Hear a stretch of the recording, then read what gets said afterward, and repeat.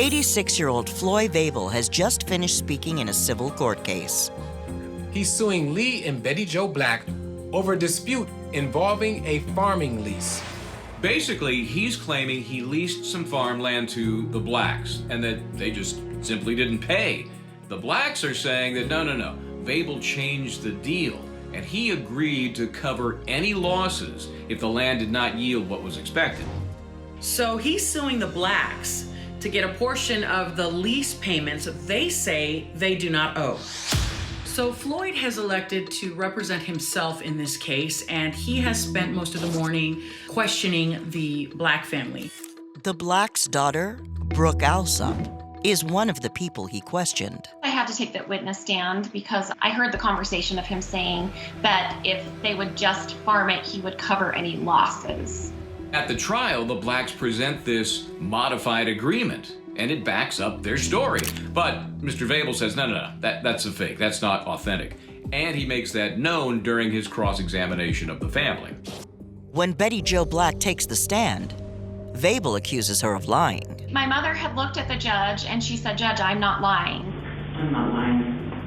Then he went back to sit down. He sits down, he raises his hands to his head as if he has a headache. Then he's looking around, kind of looking like he's in a trance, and continues to lower his head down onto the table. It starts to look like Veibell is into stress here, and Deputy Chris Toon spots it. And the bailiff went to sit him back, and as the bailiff sat him back in the rolling chair, he was making a sound. He was having a seizure. At that point I knew, this is pretty serious. When the court asks somebody to call 911, Betty Jo Black is sitting next to her daughter and says, "My daughter, she's a nurse." And not just any nurse. So I'm a stroke certified nurse. I specialize in neurology disorders and specifically stroke, and we work with patients that have seizures. How lucky is that? And I was nursing my 6-month baby at the time. So at that point, I kind of had to pull the baby off the breast, cover myself up, and then take charge of the situation. We lay him down on the floor. As I watched him and the seizure completed, he took kind of one gasping breath, and then he wasn't taking any more breaths at that point.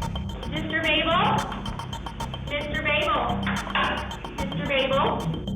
Once she's identified that there's no pulse, she jumps into CPR mode. She's loudly counting them out as she's compressing this man's chest, trying to keep him alive. 6, 7,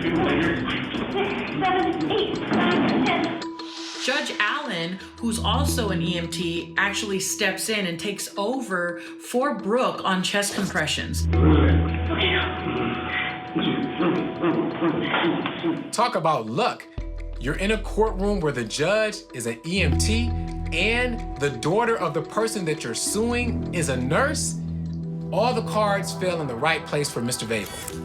In another stroke of luck, the courthouse is also supplied with a defibrillator, or AED. The AED helps analyze the heart rhythm, and then the AED can defibrillate or deliver a shock to the patient's heart, which then in turn will get the heart started back up again.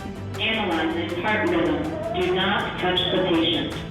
And then I saw him gasp again for some air, and at that point I knew, okay, he's okay then, and he's going to be all right. No shock advised. Yeah, I'm not Eventually, the medics show up.